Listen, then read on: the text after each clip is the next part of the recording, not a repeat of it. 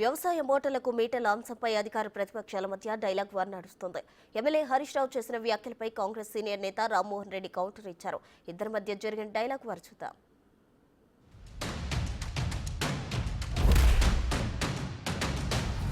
మేము రైతులకు మీటర్లు పెట్టకుండా మేము స్పష్టంగా 30,000 కోట్లు వదులుకున్నాం. ముఖ్యమంత్రి గారు చెప్పేది అది డిస్కామ్స్కు, అది ముఖ్యంగా ఉదయ్ స్కీమ్లో చేరాలని కేంద్రం చెప్పింది. అది 2017 సంవత్సరం ముచ్చట. 2017లో ఉదయ్లో మేము చేరినాం, కేంద్రం ఒత్తిడి వల్ల చేరినాం. 9,000 కోట్ల డిస్కామ్ల అప్పులు మేము టేక్ ఓవర్ చేసినామని నేనే శాసనసభలో చెప్పాను. ఉదయం నా ప్రసంగంలోనే చెప్పాను. చెప్పుతూ ఈ 30 వదిలినామంటే అప్పుడు ఆయన లేచి మాట్లాడింది. మీరు ఏ సందర్భంలో లేచి మాట్లాడారు? రైతులకు మీటర్లు పెట్టము అని 30,000 కోట్లు వదులుకున్నామని నేను చెప్తుంటే మీరు సడన్ గా నన్ను కూర్చోబెట్టి సభలో మైక్ తీసుకున్నారు.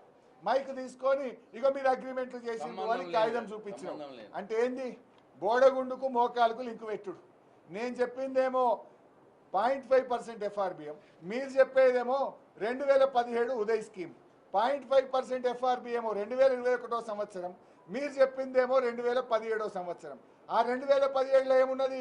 ఉదయ్ స్కీము ఆల్రెడీ మీటర్ ఉన్న చోట ఆ పాత మీటర్ తీసి కొత్త స్మార్ట్ మీటర్ పెట్టమని ఉన్నది. అందులో దేశంలో 27 రాష్ట్రాలు చేరినాయి. నేను చెప్పింది ఏంది? వ్యవసాయ విద్యుత్ కనెక్షన్లకు మీటర్లు పెట్టమని 30,000 కోట్లు వదులుకున్నాము అని నేను చెప్పిన.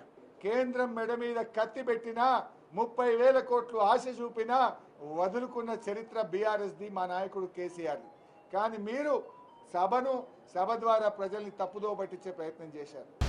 ఆయన 7 లక్షల కోట్ల రూపాయల అప్పు చేసినటువంటి ఆ ప్రభుత్వం 30,000 కోట్ల గురించి మాట్లాడుతుంది. 7 లక్షల కోట్ల అప్పు చేసి మేము 30,000 కోట్లు తీసుకోలేదని, అదేదో 30,000 కోట్లు రాష్ట్రానికి ఆదాయం చేసినామన్న విధంగా హరీష్ రావు గారు మాట్లాడడం చాలా విడ్డూరంగా ఉంది. వీళ్ళు గతంలో ఏ విధంగా సంతకాలు చేసిర్రు అన్న విషయం వాళ్ళు చెప్పాల్సిన అవసరం ఉంది. గతంలో ఎప్పుడైనా శాసనసభలు చెప్పినారా? మన తెలంగాణ రాష్ట్రానికి సంబంధించిన విద్యుత్ శాఖ అధికారులు అజయ్ జైన్ గారు కానీ, రఘుమార్ రెడ్డి గారు కానీ వీళ్ళు సంతకాలు చేసిర్రు డిస్ట్రిబ్యూషన్ సెంటర్ దగ్గర అన్న విషయం ఎప్పుడన్నా శాసనసభలో చెప్పారా? ఎప్పుడు చెప్పకుండా ఈరోజు మన ముఖ్యమంత్రి రేవంత్ రెడ్డి గారు సభ దృష్టికి తీసుకొచ్చి ఆ కాగితాన్ని పంపిస్తే తప్పని పరిస్థితులలో మేము 30,000 కోట్ల రూపాయలు అప్పు తీసుకోలేదని చెప్పి అదేదో తప్పించుకునే ప్రయత్నం చేస్తున్నాడు.